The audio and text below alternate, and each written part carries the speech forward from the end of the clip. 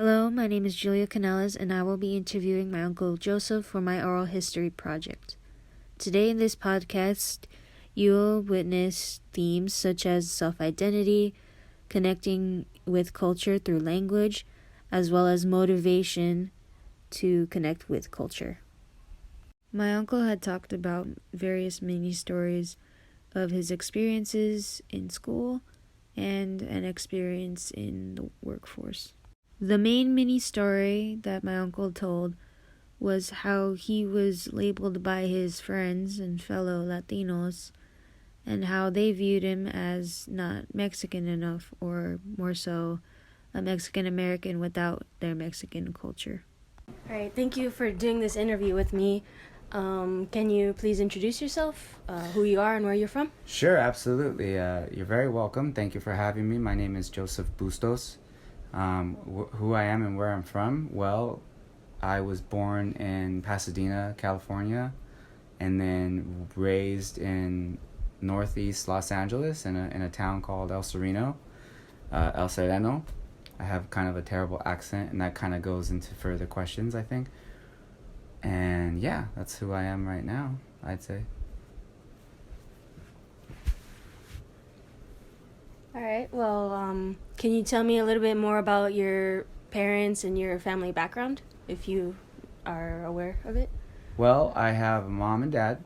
Most people do, some people don't.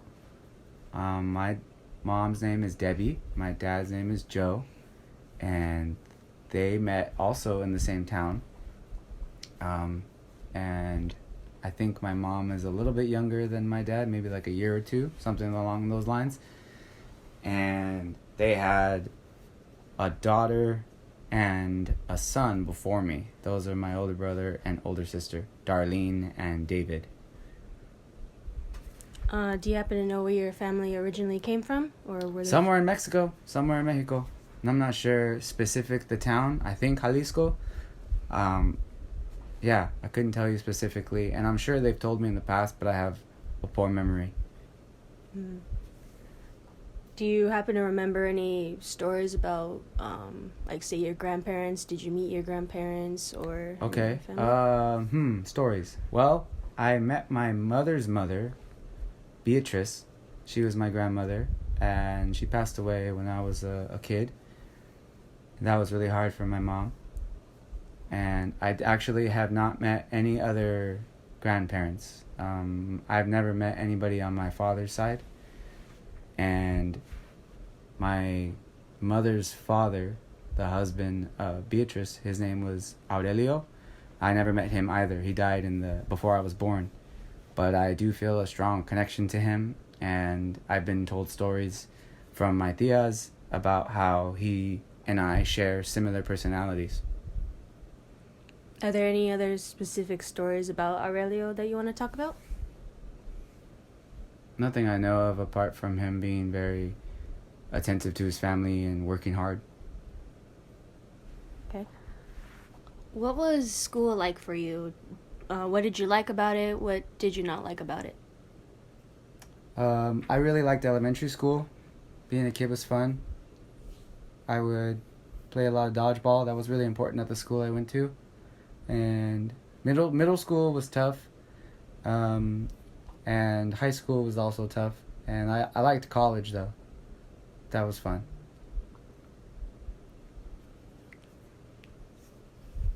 Who were your friends at each school? Were they of similar background to you? Were they not? Who were your favorite teachers? Anything like that?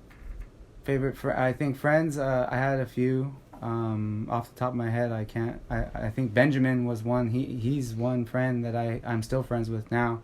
We're very close. I'm actually his firstborn daughter's Theo, so that's nice. And teachers, none of them are, I think, enough that I would say influenced me in a way that was challenging. I think I was probably challenging for the teachers. They would often say to my parents at the teacher meetings that Joseph is a lovely student to have in class, and he is very active in learning. However, he cannot stop talking. And he constantly interrupts the class. And I think I'm just still learning to just keep my mouth quiet and learn. Do you remember any incidents where you were bullied by anybody, or specifically for being of Hispanic descent? Probably in middle school, but it was more because I was more güerito and whitewashed instead of being connected to my Mexicano background.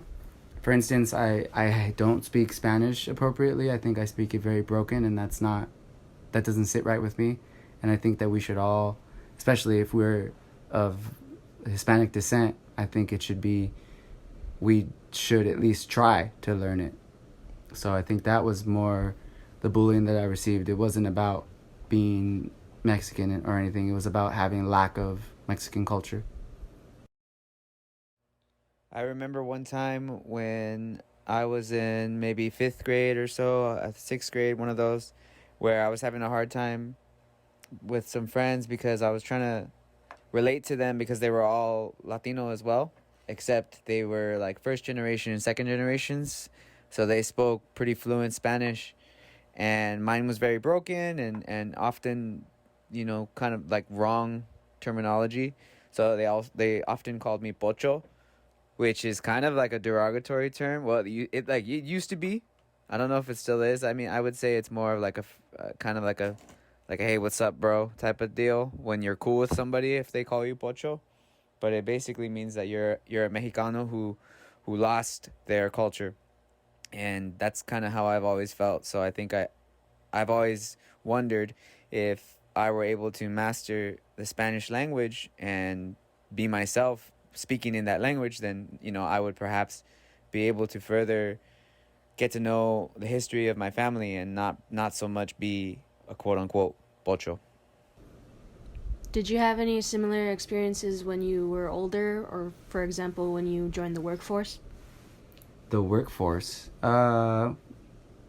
sort of, yeah. Especially because I work in the restaurant and service industry, and a lot of the kitchen staff are paisas, or they only speak Spanish. So it's difficult for someone who claims to be Mexican but can't speak Spanish to them. So it doesn't arise in conflict, but it does arise in miscommunication and stressful situations. Due to this lack of being able to speak Spanish correctly, because I know I have that same problem too, and I've experienced the same things. Were you treated differently by your coworkers because of this? Yeah, that was the stressful situations. It was more about being left out of things or made fun of because I didn't speak the language, and it was just childish behavior from grown-ups. But in the end, I think I allowed it to influence me to further want to pursue the language in general because I didn't feel like I could be myself, which I think is important. Everybody should feel like they can be themselves in any language. And with that, this is the end of the podcast. I want to give a special thank you to my Uncle Joseph for being a part of this project, and as well as for sharing his stories. I know they weren't the easiest to talk about or going into heavy detail, but I really do appreciate what he's done. I feel that his story really does give more insight into understanding the community and historical field of Mexican American identities, and shows that we can find ourselves within our identity and connect with our culture. Although it isn't the easiest at times to be able to connect with our culture, it does show that it is possible and that we can keep going into it. And it unfortunately shows within the community that there are still biases that occur and do still remain.